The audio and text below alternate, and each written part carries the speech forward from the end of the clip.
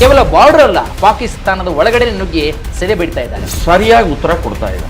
ಪಾಕಿಸ್ತಾನ ಇನ್ನು ಮುಂದಿನ ನನ್ನ ಅನಿಸಿಕೆ 100 ವರ್ಷ ಇನ್ನು ಈಚೆ ನೋಡದೇ ಇರೋ ಹಾಗೆ ಪಾಠ ಕಲಿಸ್ತಾರೆ ಅಂತನ್ನುವಂಥ ವಿಶ್ವಾಸ ಇದೆ. ಭಾರತ ಹಿಂದೆ ಸರಿದ್ರೆ ಓಕೆ, ಇಲ್ಲಾಂದ್ರೆ ಮುಂದಿನ ದಿನಗಳಲ್ಲಿ ಭಾರತವನ್ನ ಸರ್ವನಾಶ ಮಾಡ್ತೀವಿ ಅಂದ್ರೆ ಅಷ್ಟೊಂದು ಧೈರ್ಯ ಇದೆಯಾ ಪಾಕಿಸ್ತಾನಕ್ಕೆ ಅಂತ?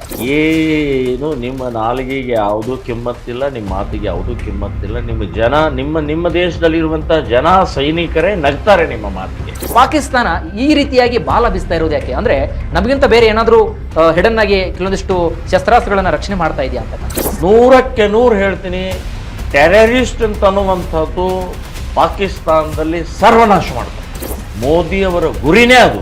ಇಸ್ಲಾಂ ಧರ್ಮ ಅಂತಕ್ಕಂಥದ್ದು ಶಾಂತಿಯ ಸಂದೇಶ ಅಂತ ಹೇಳ್ತಾರೆ.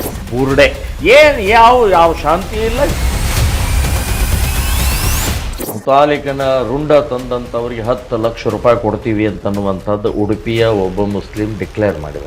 ಪ್ರಬೋದ್ ಮುತಾಲಿಕ್ ಅವರಲ್ಲಿ ಇರತಕ್ಕಂತಹ ರೋಷಾವೇಶ, ಕಿಚ್ಚು ಅದು ಬಿಜೆಪಿಯ ನಾಯಕರಿಗೆ ಯಾಕೆ ಬರ್ತಾ ಇಲ್ಲ? ಹಿಂದೂ ಸಂಘಟನೆಗಳನ್ನ, ಹಿಂದುತ್ವವನ್ನ, ಹಿಂದೂ ಧರ್ಮದ ವಿಚಾರಧಾರೆಯನ್ನ ದುರುಪಯೋಗಗೊಳ್ತಾ ಇದೆ.